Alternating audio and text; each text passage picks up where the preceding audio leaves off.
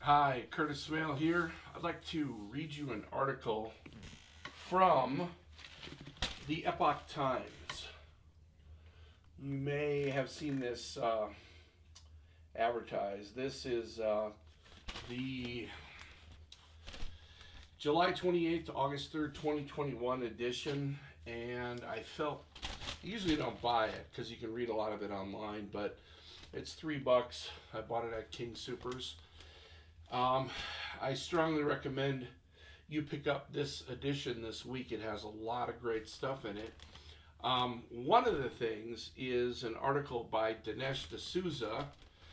Never thought I'd be reading an article to you, but I'm going to read the entire thing to you. It's his, Dinesh D'Souza, so it got wet in the rain there, but I think you can see it. It's called A Foretaste of Fascism. And it was so good, I was underlining so many parts of it, it's not that long, that I figured I'd read it to you. So it's copyrighted, it belongs to Dinesh, but I don't think he'd mind having the same information disseminated free of charge. A lot of people don't like to read, so sometimes people like to listen.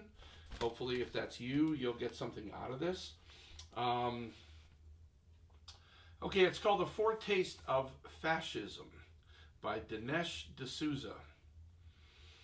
How can we make sense of the Biden administration's project to establish a shadow state in which the federal government achieves its unconstitutional objectives?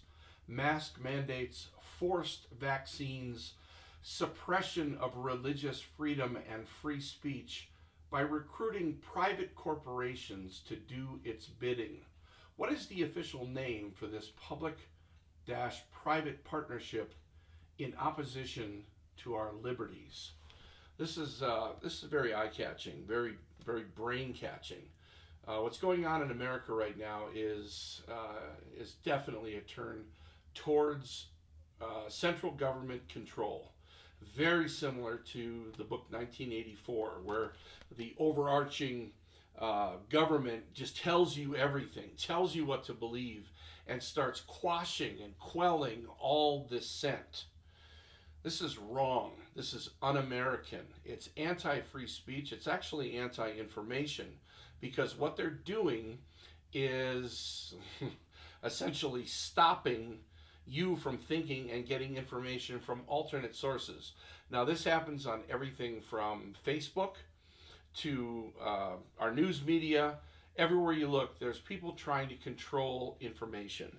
So that's what this article is about, and I think it's very well worth reading. I'm a Christian conservative. I'm on the right, definitely not on the left. But I think all voices should be properly represented. And people who are putting out private messages, not private, but public messages to their friends and to the public on Facebook should not be censored. This is un-American. It's anti-free speech, and it needs to stop now. Because many of the people in communist countries are saying that what we have going on here is very similar to what they had going on in their country before communism really got a strong grip. Now, what the left is doing is they're using science and experts, and of course, these people are scientific people paid off by the government to parrot whatever they want them to parrot so that they'll rise in their career and get money. Well, that doesn't mean what they're saying is true. And we have a lot of intelligent people in this country who have an opinion. And that opinion goes against the media narrative. If you're one of those people who believes that the government always has your best interest in mind, I strongly suggest you read more history, both American history and other countries, and see that power corrupts and that people in positions of power will use their power to get money, get more power, and not really care about your health, your well-being, or your freedoms. So, that was my part. Back to Dinesh. Before I answer this question, and his question was, what is the official name for this public-private partnership in opposition to our liberties. In other words, the government getting together specifically with, let's say, Facebook, Mark Zuckerberg. He's been testifying a lot um, uh, in government proceedings because either Facebook is going to be made um, merely a way to transfer information. If it's a private company, which it is, that can discriminate against certain points of view, then that's a different proposition. The problem is they are used so widely, Facebook is, and Twitter. And now President Biden, wants to limit, or I should say censor, private text messages. If that didn't send a chill up your spine, you need to hear that again. The government wants to come in when you're sending a message to your friends and family and say, no, you can't say this. You can't say this about COVID. You can't say this about President Biden. You can't say this about whatever the situation might be. And of course, eventually it's going to turn into government issues, government restricting churches in what they can say, because churches oppose certain things: abortion, homosexuality, religions that aren't Christian, even other Christian, so-called Christian denominations that, for instance, teach lordship salvation. So these are big, big issues. These are things that people fought and died over, literally, in many countries around the world, where the government gets too much power and they want to shut down all opposition. It's wrong and it needs to stop.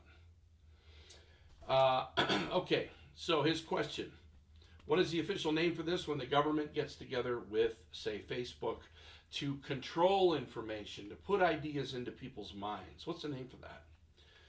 Before I answer this question, let's zoom in on precisely what the administration seeks to do, the Biden administration. It recognizes, of course, that any attempt to impose a nationwide mask mandate or to force Americans to take the vaccine would run into serious constitutional problems. Where does the Constitution give the federal government the power to require such things? Nowhere. Moreover, there are practical obstacles. How exactly would the federal government go about enforcing such mandates? It would take a nationwide reporting system of unimaginable complexity to ensure full compliance with a mask mandate.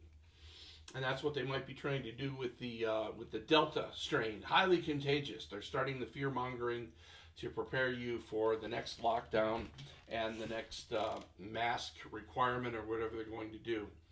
That's my comment.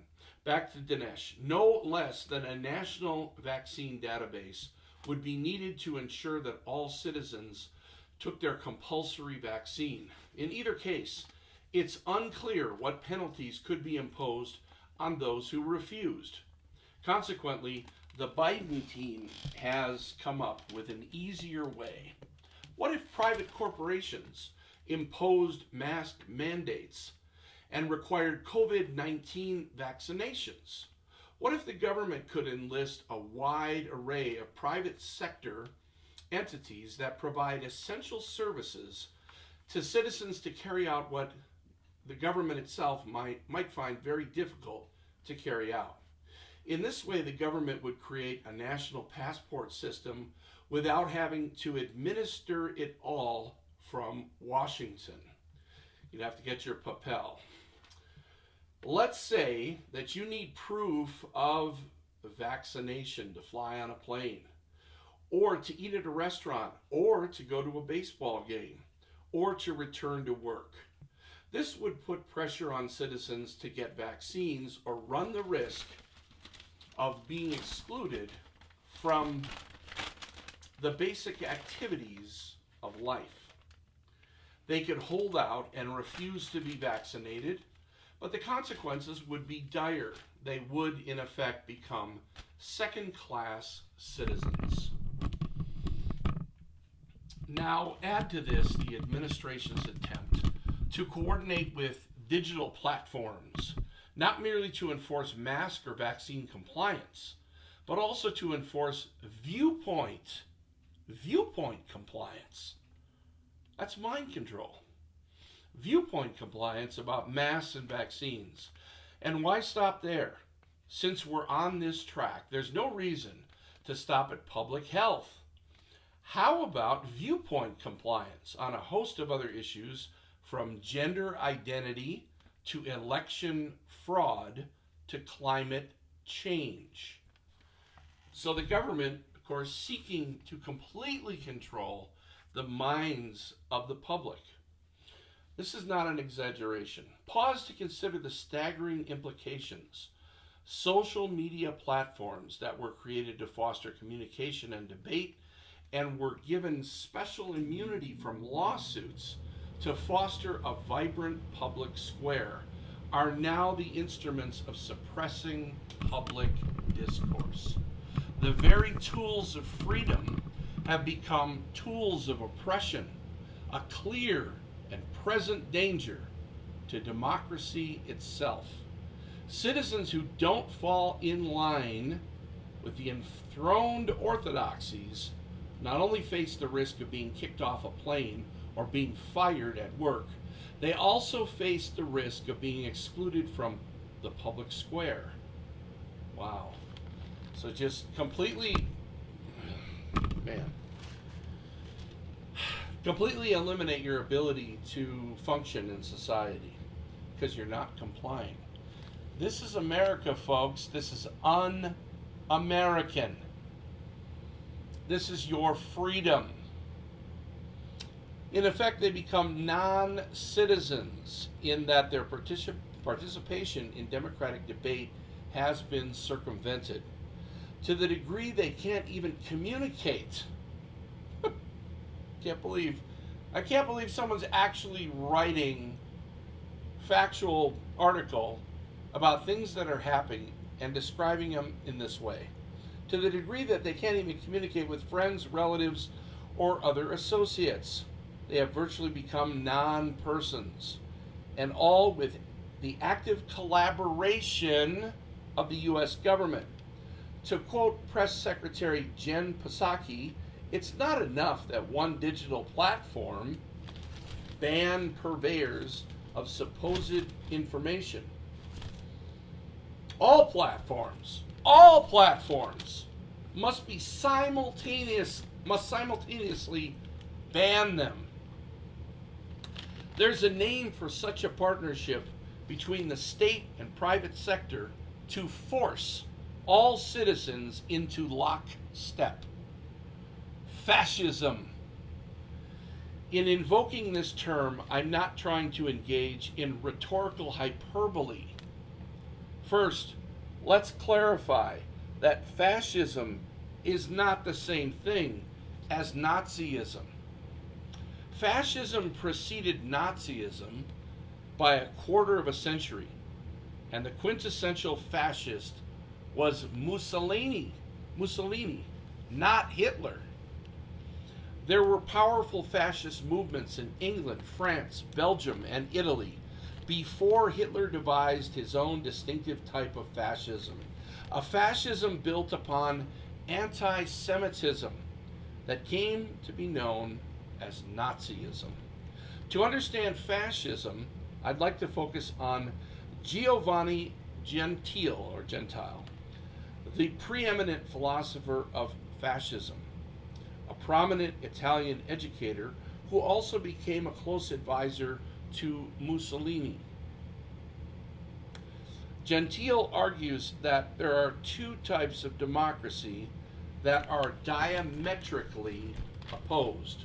One is liberal democracy, which envisions society as made up of individuals and the state as the protector of individual rights.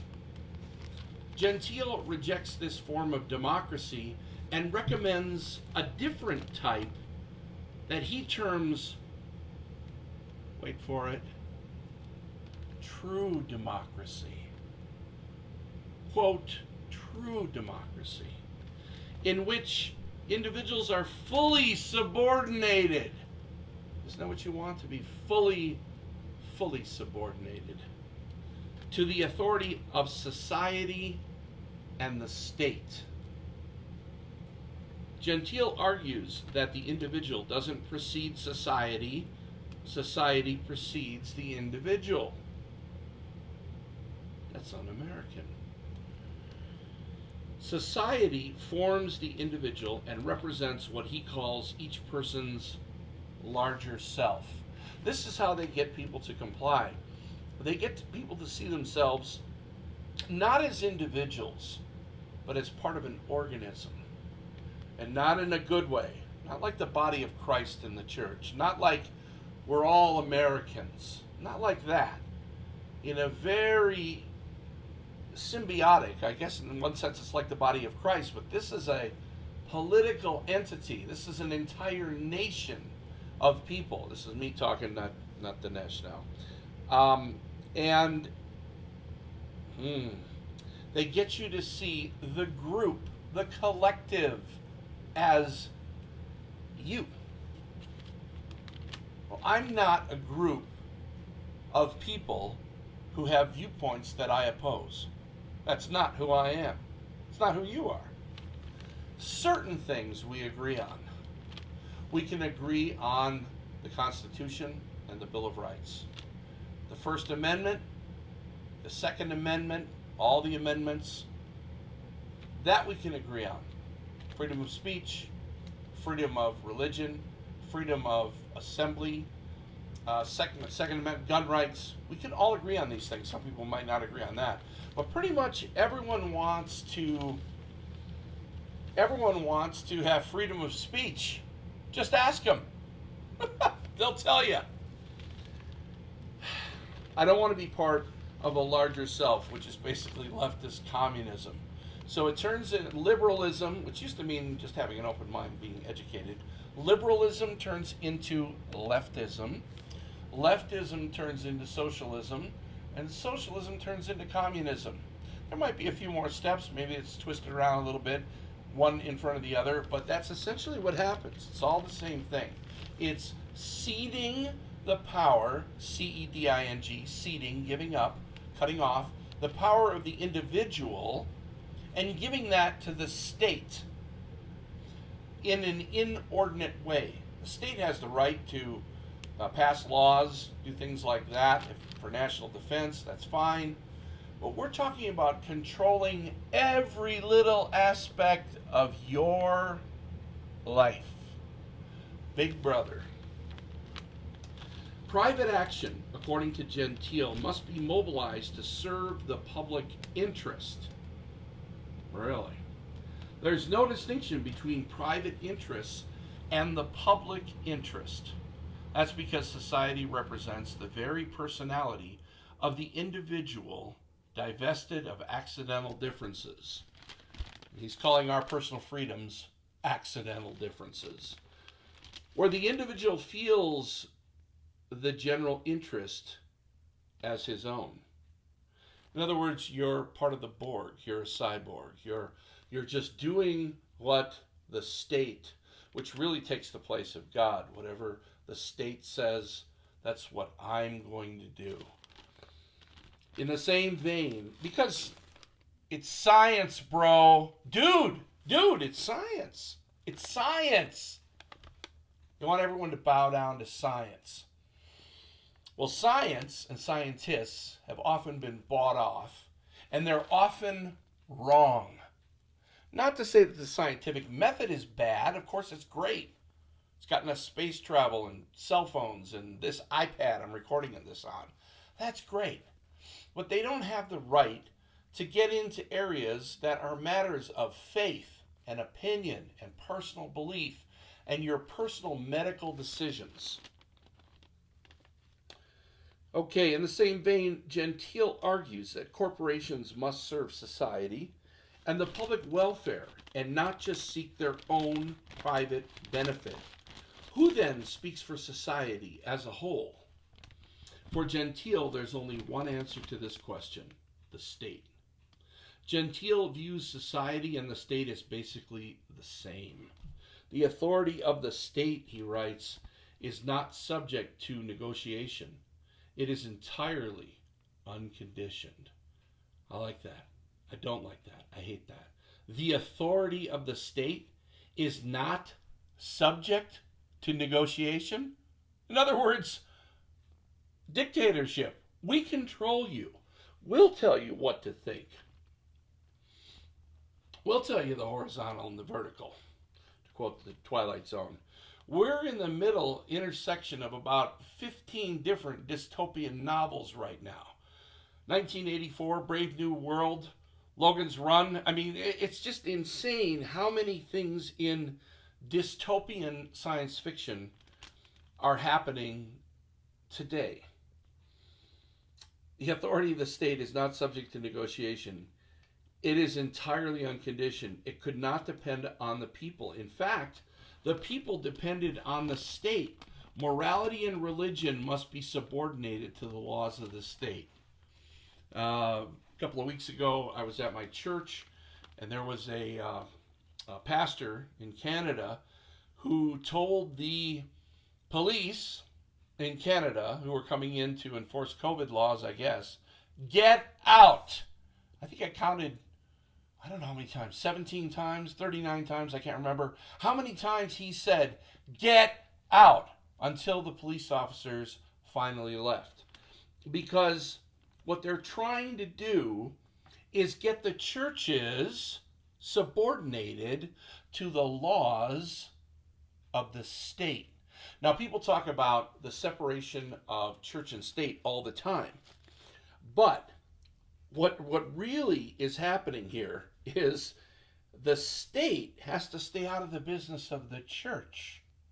The church can influence the state.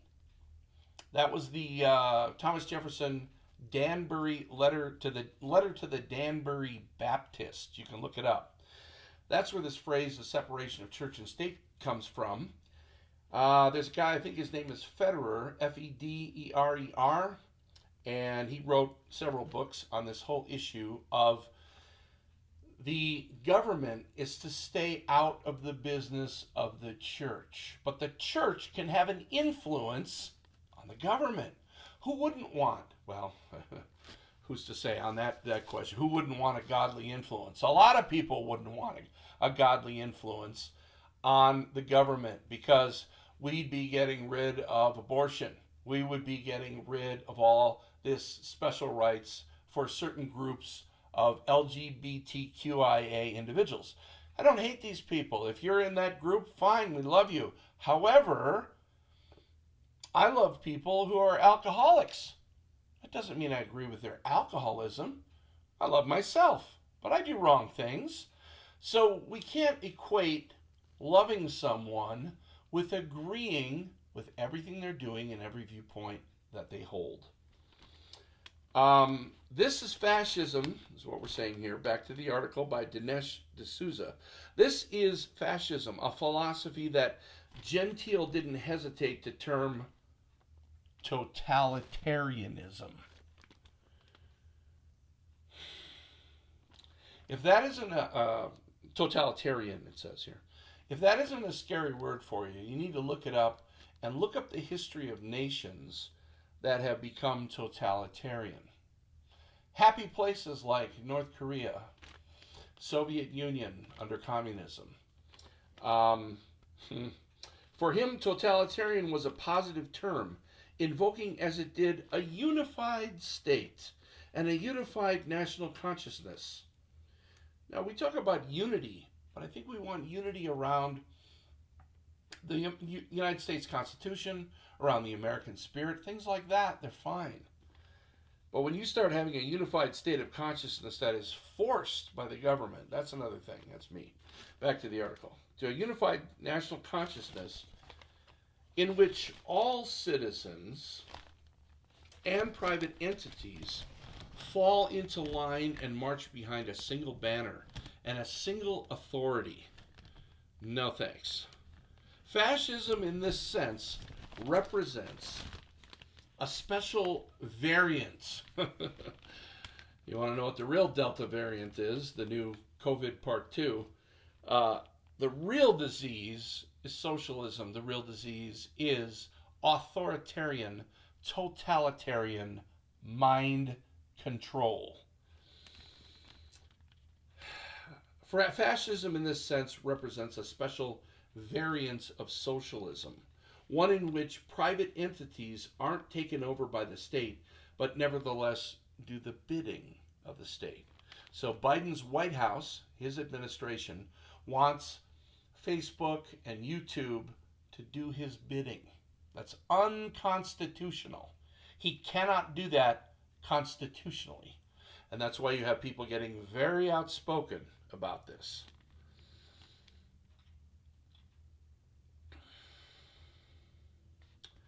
Isn't this the big picture that the Biden administration is attempting to draw on the American canvas?